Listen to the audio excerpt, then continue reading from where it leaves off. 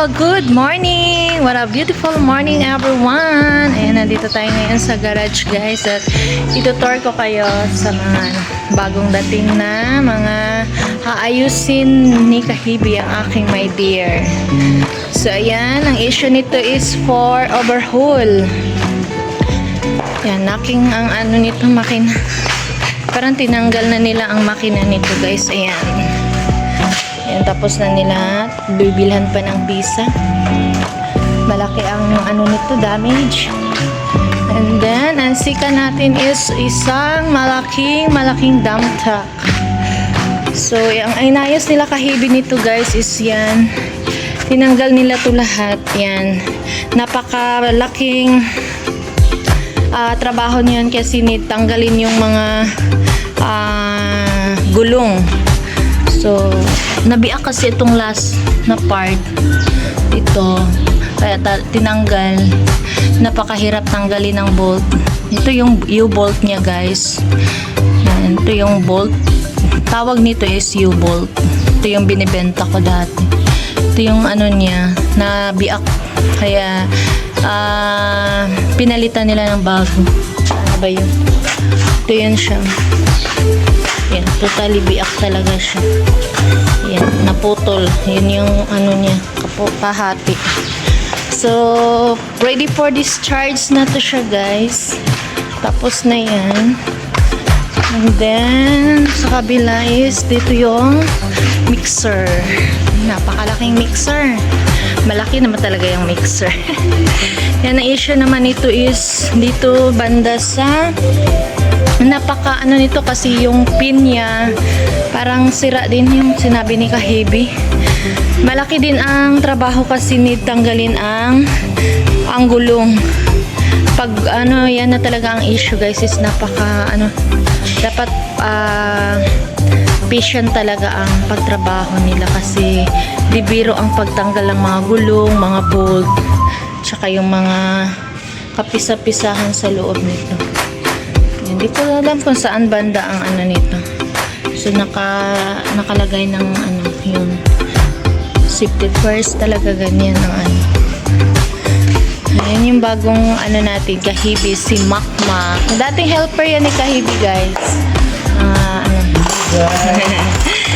Bumalik siya kasi naghiwalay siya sa kanyang asawa kaya single ulit siya. Single, ready to mingle ang aming Kahibi Makmak. Ayan. Hinihingal na. Shout out everyone. So dito na side ay may malaking dump truck ulit. Ano, suki na namin to sila. Mga suki.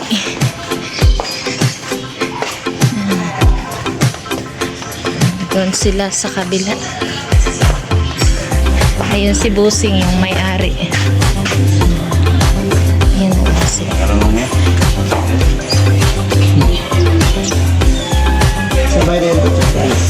Parang brick yung ano inayos nila. Si Kahibi guys. Yan yung asawa ko guys, si Marvin Kahibi. Ayan yung mga glass. Ayan ang ating update. So ito guys, tapos na din pala ito. Sa tawag nito L3. Ang issue nito is ang brick. Tapos na to siya, hindi pa kinuha ng may-ari. Hindi pa kinuha ng may-ari ang ano. So dito na side ang ating magandang altar, si Ninyo. Matagal na sa akin to guys.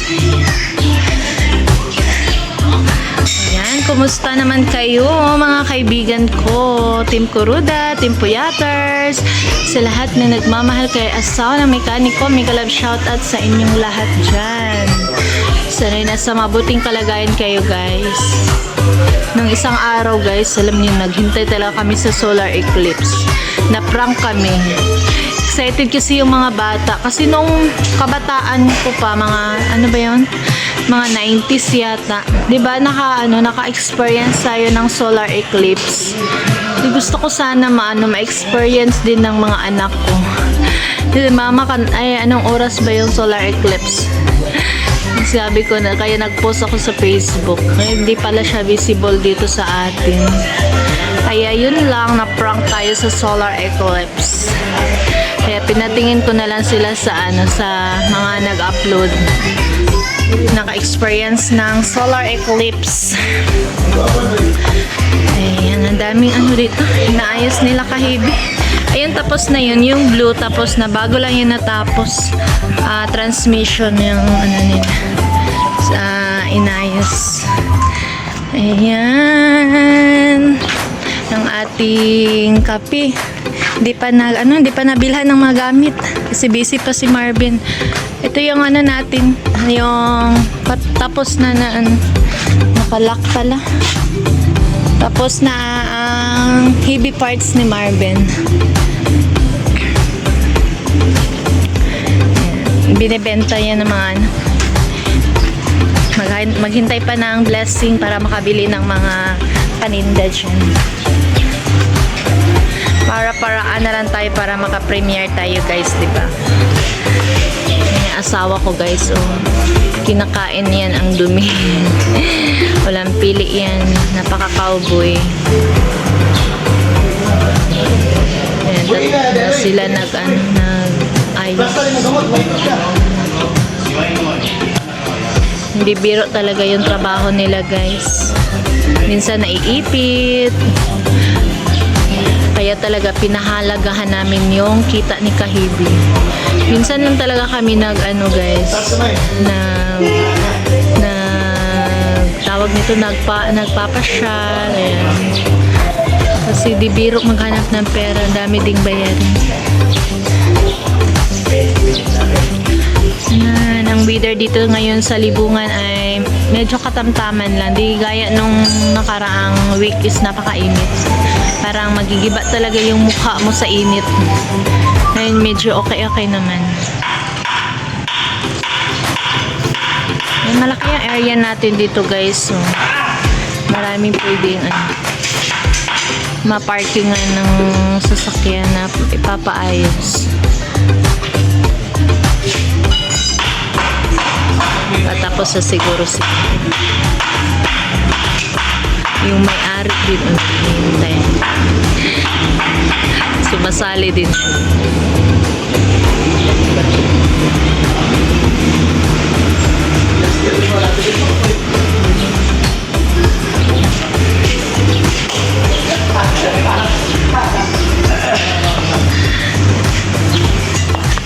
Yung sasakyan ng may-ari yung pula. Alam niyo, guys, ikikwento ko, ang may-ari nito is dati lang siyang driver. Dati siyang driver ng kahit ano yung dinadrivean niya. Tsaka ayan, hindi talaga natin ina-expect yung mga blessings ni God, guys. Siya ngayon ay nagmamay-ari na ng parang 3 dump truck na, guys. And then marami na siyang napakaganda ng bahay. Ayan, marami na siyang maari-arian. Tiyaga lang talaga. Sipag at tiyaga lang talaga ang puhunan ni Kuya, guys. Ayan, sasakyan niya, guys, yung pula. Noon, lang siya. Dating driver na nagtitiis sa maliit na sahod. Nagtitiis sa hirap, nagtitiis lahat. Yan yung sabi ni. Ma-inspire ka din sa mga na-inspire din ako sa mga kwento ng aming mga customer. Ang sipag lang talaga sa buhay. Wag talaga mawala ng pag-asa. So, naka 9 minutes na ako, guys.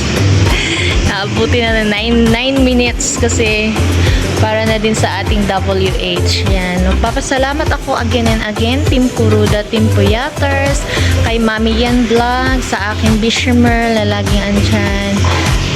Ups and down, lagi akong pinakikinggan sa aking mga kwento sa buhay.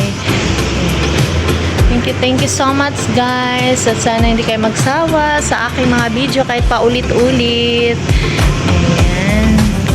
So, thank you and God bless all. Bye-bye. Nagmamahalas ako ng mekaniko. Thank you, guys. God bless all.